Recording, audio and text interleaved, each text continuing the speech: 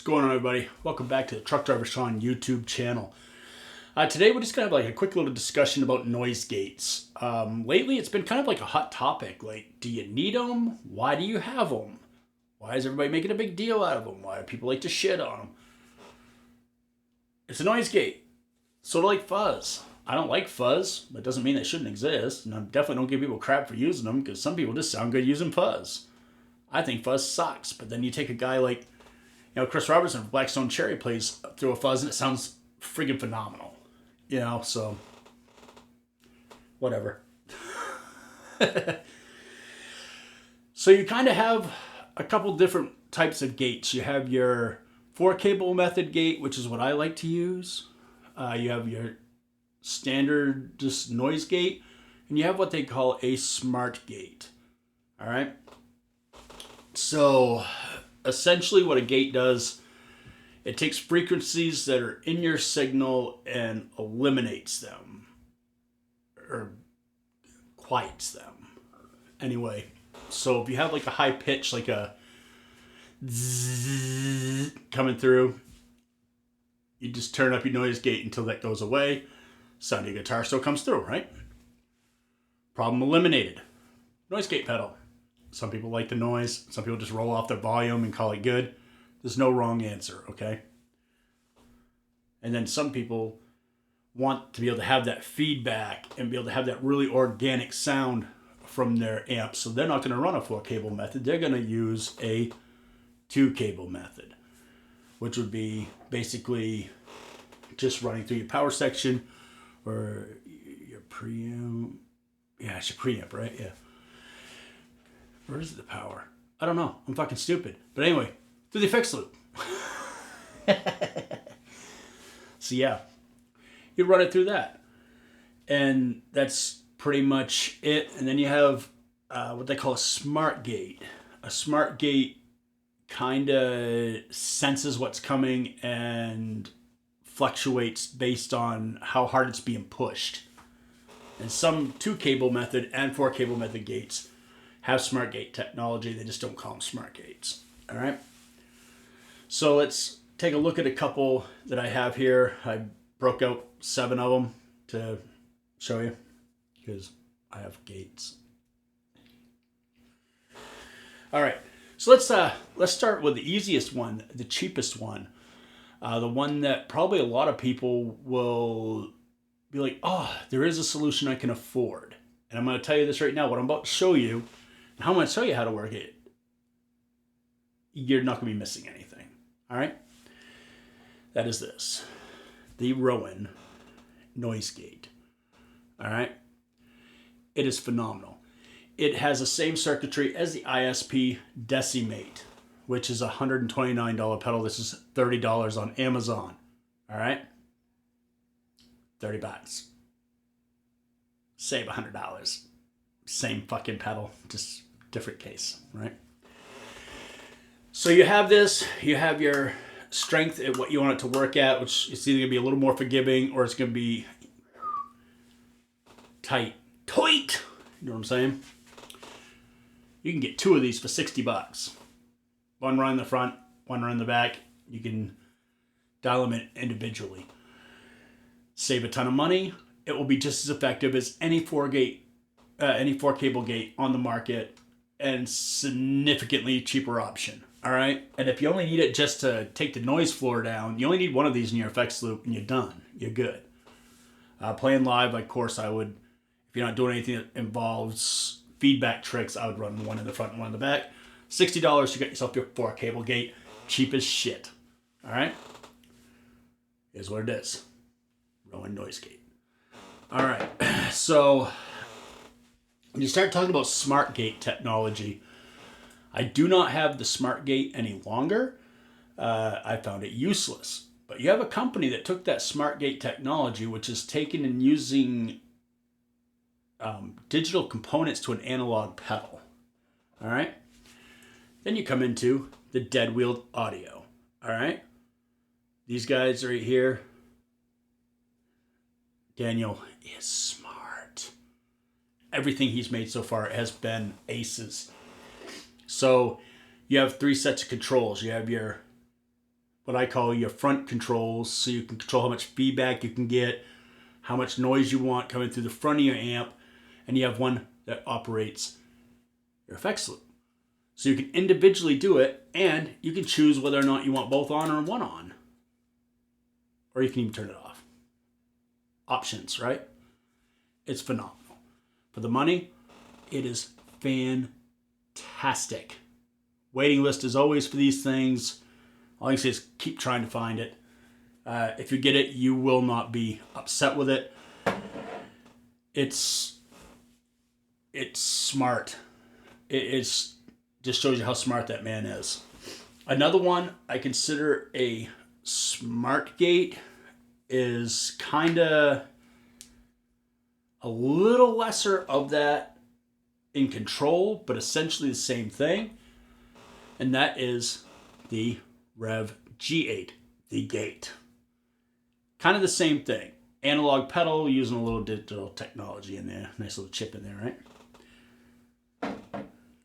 Works great. They're always in stock. They're fantastic. It will not fail you unless you don't know how to use it. It's been failing a lot of people because they just don't know how to hook up a fucking gate. I screw it up half the time. I have to unhook everything and rehook it up because I'm stupid. But at least I know that. All right. So these are all like really good options. And then I'm going to show you one that doesn't really exist anymore, but maybe will be coming back in the future. That is the Lichlerm Audio. Right there. That is the key and gate. It always was a 2-cable method and then turned around and made it a 4-cable method, which still, believe it or not, works best as a 2-cable method in your effects loop. Fantastic pedal, built like a tank. Of course, all Lichlerm stuff is. And, I mean, graphics. Hello. Graphics. Lichlerm stuff always delivers. Always. And then, probably my favorite gate of all time, the Guptec Ghoul. I love this thing. This is 4-cable heaven. You can use it on a clean channel. That's how good this shit is. And then you get into the more boutique side of stuff. You get the high wind amplification, Phalanx. Gives you a little bit of control over here. You can choose how intense it is and what range. 4-cable method, of course.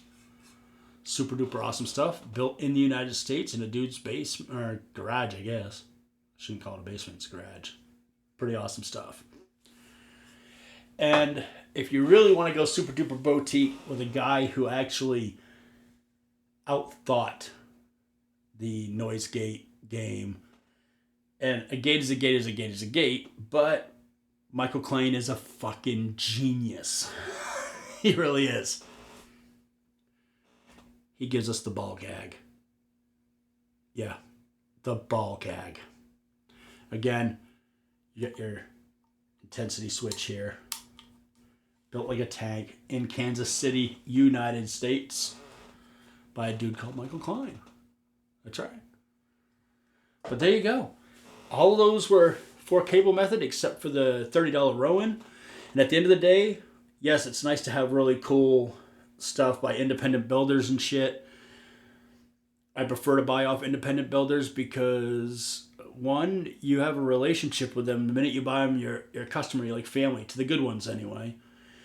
And, yeah, you're going to pay a little extra because, well, it costs, when you're building small batches, not massive batches over in Indonesia or something, it costs more to build them, right?